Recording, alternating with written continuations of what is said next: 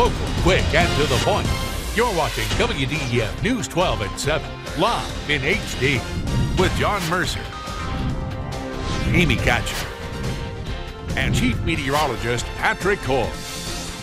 Welcome back. Tonight we're debuting our social media panel. We're going to be meeting every month talking about all things social media. I'm Caitlin Jones and I'm joined by my panel over here. I'm going to introduce Megan O'Day. She's the president of the Social Media Alliance of Chattanooga. Thanks for being here, Megan. Thank you. And this is Rhea Moffitt. She's a local student at Southern Adventist University. So thank you so much both for being on the show.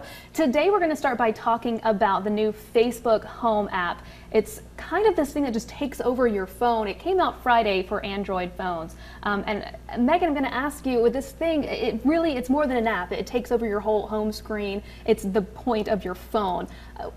You do a lot with the Social Media Alliance that talks about the importance of social media, but is Facebook really that important to take over your cell phone?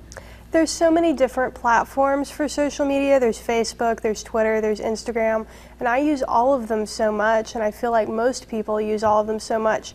The best way I can put it is that I'm more than happy to have Google as the homepage on my internet browser, but I don't want it to be the desktop on my computer. Right, and so it's the same with the phone. I don't know if you want to make it take over, unless you love Facebook. A lot of people do. And you actually played around on the app. I know we're both iPhone users, so we had to borrow one. What did you think about it?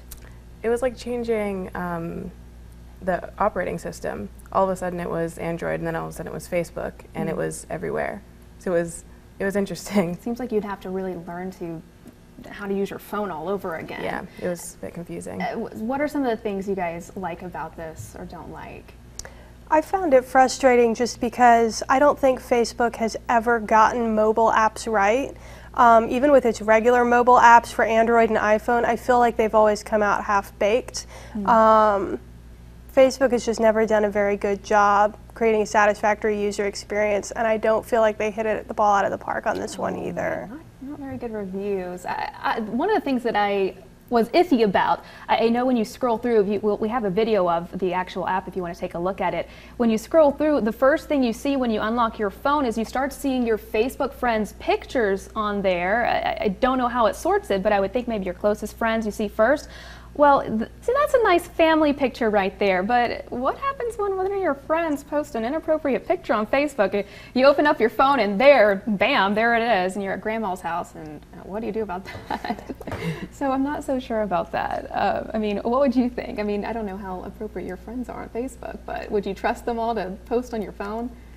Well, even just getting a giant meme or a really close-up selfie of someone is kind of not what I want as the background of my phone. Exactly, yeah. Some of these pictures are a little bit nicer than others. Also, the idea that you can have a message, the face of your person pops up. They have a name for it. And you can just tap on that face and you can talk to your friend. So if your friend's having a bad day or something, you can just tap on their face and get that conversation going. So I kind of liked that aspect about it.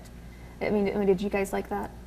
Yeah, that was my favorite part, I think. I liked that it was small, but it followed you throughout the different screens, so that if you wanted to resume the conversation, it was just one quick tap. Exactly. So who do you think is going to actually get into this? Who is this app for? I think it's mostly for older Facebook users. Facebook itself admitted earlier this year that the app has really become, not the app, but the platform itself, all of Facebook is tending towards an older audience. More and more teens and college students are leaving Facebook as grandma gets on, and it's kind of become the mom genes of social media. So I feel like Facebook Home really appeals to folks who only use Facebook and aren't also wanting to get on Instagram and Snapchat. People for who that's really their sole social media experience. Right. I think that you have to really love Facebook for it to take over your phone. I mean, my phone's to call people. Second, it's for apps and that social media stuff. That's just how I feel about it. But hopefully it'll do really well in the market. And again, you can buy this if you're an Android user. We're iPhone users, so we can't get it. But it did come out Friday, so you can go ahead and get the Facebook Home app if you want to try it out yourself.